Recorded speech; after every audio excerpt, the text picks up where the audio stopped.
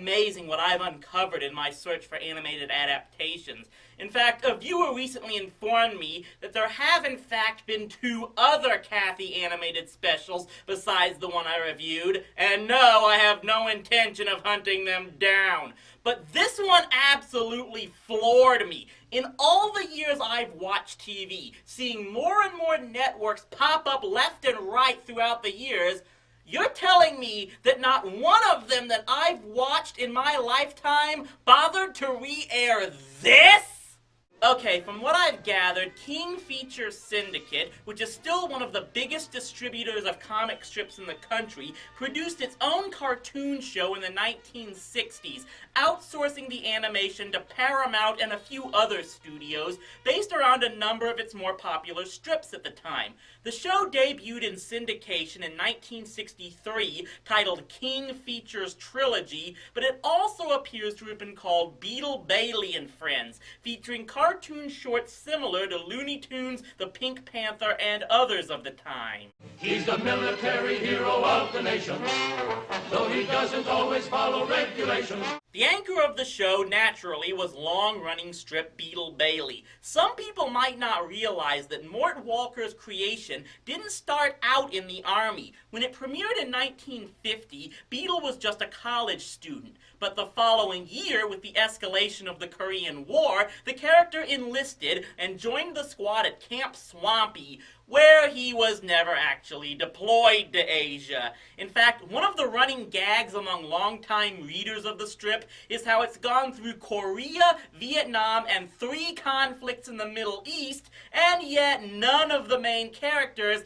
actually get called into duty in those wars. There's actually a fan-based explanation to this, claiming that Swampy is just a dumping ground for the Army's incompetence. Really, such military outposts exist. And this would go a long way to explaining how everyone up the chain of command there is so inept, and why to this day the soldiers use greatly outdated equipment. So, let's find out if the Beetle Bailey cartoon shorts live up to the strips they came from. Nice, ducky-wucky, eat-em caviar sandwiches? Oh my god, is that supposed to be General Half-Track? Why does he sound like the beaver from the Disney Winnie the Pooh cartoons? I mean, yes, he's an old man, but I don't recall the comics ever depicting him as being senile or anything. Private hero, sir, intelligence. Is that supposed to be irony that he's from intelligence? You know, Bailey, this is just about the best spaghetti I ever made. Hey, cut that out, Cookie. You're chewing up the mop. Please don't tell me they're gonna do this to Beetle. Peekaboo. Oh, General, sir. Yeah, peekaboo to you, you boob. Oh, good gravy, this is gonna require pain pills, isn't it? Is there anyone in this cartoon who's got any form of brains? Sergeant, I want you and Bailey to double time out to the airport and meet my guests. Remember, they're VIPs. VIPs? I thought they was Australian. Even Sergeant Snorkel! I wasn't even aware Derpface existed in the 1960s. Yes, I know I said Camp Swampy was full of incompetent soldiers, but there is a fine line between F-Troop and MASH comedy and this. Beetle was never stupid in the strips I've read, just lazy, and part of the strip's humor is seeing how clever he could be in getting out of his duties to take a nap somewhere. Either his character changed greatly in the years before I started reading, or these writers inexplicably just changed him into a lamer version of Gomer Pyle with none of the charm. Whoop-a-doody-day-doody. Here's a letter for you, sir. It's from the Pentagon. It's probably the answer to that letter I wrote them 30 years ago. Most of the shorts are centered around some other general or Pentagon representative showing up at the camp and Bailey, Sarge, or the general having to pull off some kind of crazy scheme to please the visitor in question. Like this short, where the camp is in danger of being taken over by the Navy. If it is deep enough for a submarine, the Navy will take over Camp Swampy immediately. When's the last time the government made anything happen immediately? I think I'm still waiting on last year's tax refund. The Pentagon said if the swamp is deep enough. Why, it's too shallow for a submarine. It's even too shallow for a newborn water bug. Okay, men, the Navy's gone. Forward, march! Let's get it together. You could call it a joint effort. Good thinking, Army. Private half-track. The Navy's gonna hear about this. So does that mean the Navy did take over the camp? So the show is over? There are also a number of strips involving Beetle's old girlfriend Bunny, whose father is apparently an old military crackpot who still thinks it's World War II or something. 8, 9, 10. No, Sergeant! Aha! A gas attack! Oh, the inhumane devils!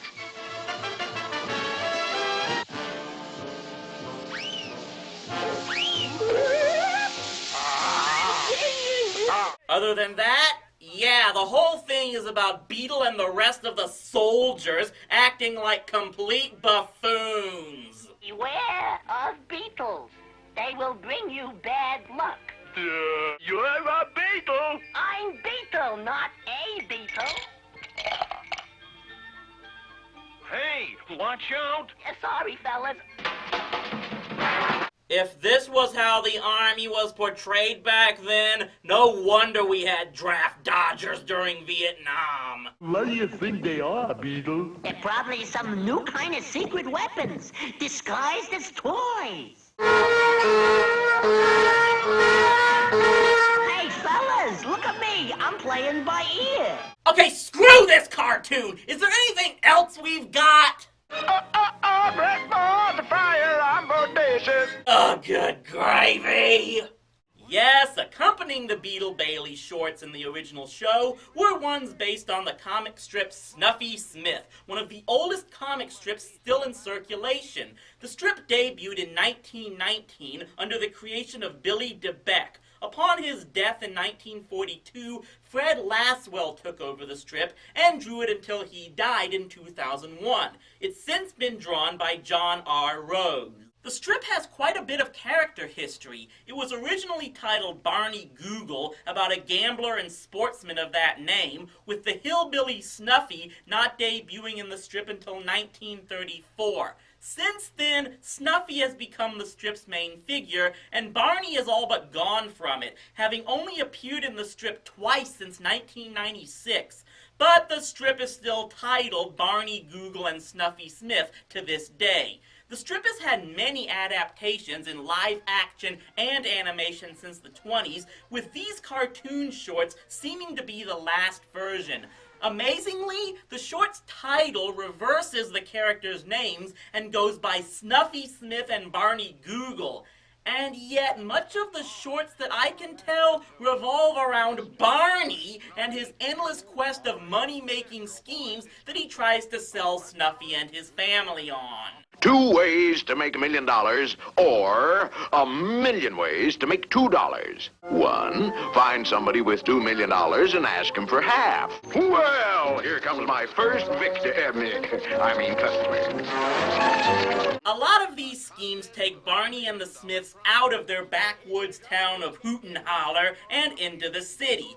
I guess it helps expand the scenarios that the characters get into compared to what's limited by the comics pages, and some of the scenarios can be funny. Snuff, look. They're running after your rabbit. Go get them. You go chase your own rabbit. Well, that sounds like a mighty fair deal. Plus $1.30 for accessories. What's that, accessories? Ashtrays and an engine. Don't need no ashtrays. We don't smoke.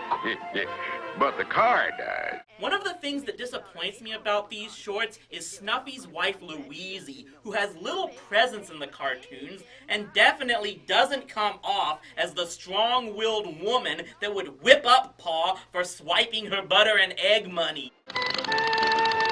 What did I catch here, honey pot? You has caught a genuine walrus. This is a swimming pool, not a fishing pond. Still, I will say these shorts do a lot more for their characters than what the Beetle cartoons did. Great balls of fire. I'll show this critter who's boss around here.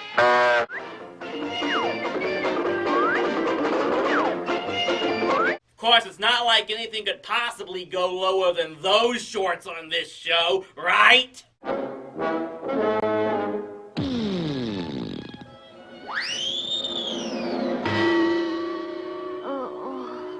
Little angel. Ah, yes, let's not forget the final installment of this show, Krazy Kat.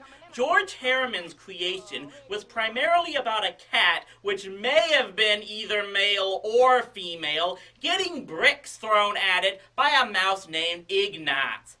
Yeah, that's about it. It actually stopped running in newspapers in 1944 and had a number of cartoon adaptations in its time, yet 18 years later, King Features brought back the character for this show, and, well, this is what the audience got. My boy Ignatz is so happy with his new antique bricks. He collects them, you know.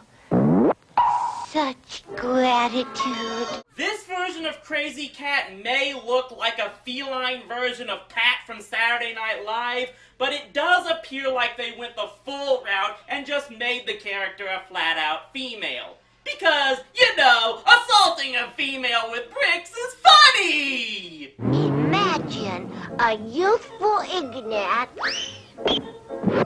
How'd you like my beanball pitch, Uncle Ignat? I loved it. Really? You guys have nothing to say about this? We've seen the cartoons. They're not worth our breath.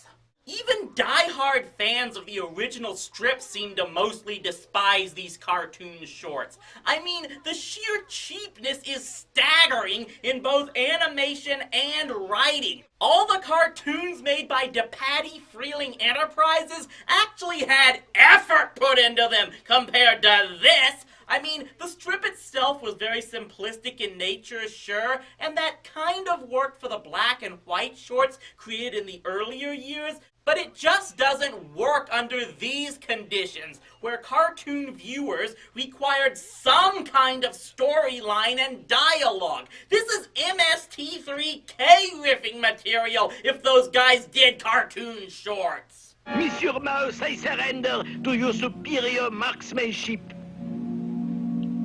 That'll teach you to fool around with me. And this will teach you to fool around with bricks. Where are you taking him? To the Bastille. Where else? What'd you like most about Coconino County? Oh, chérie, the scenery. Most definitely the scenery. Ooh, that was a nice breeze, but it blowed away.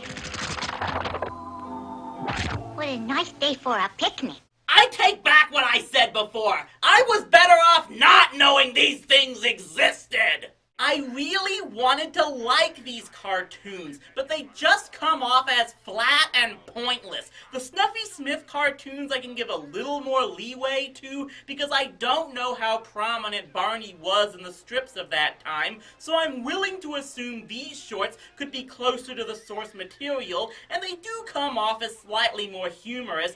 but the other two are just pitiful. The Beetle Bailey characters rarely, if ever, act like their comic strip counterparts. The animation looks bland, even by this era standard, and the stories come off as some kind of hybrid between a comic strip gag and a Looney Tunes short with none of the humor of either. If this was how the strips were done in the 60s, fine, then they make more sense. But I can see why they've rarely aired on TV ever since. Each cartoon series has gotten its own DVD release in some form, but it's real difficult to find them since they're definitely out of production. Compared to these, those specials from the 80s are top-notch animation. Maybe this weekend I should go back to looking at one of them and... Oh my god, I'm late for the game!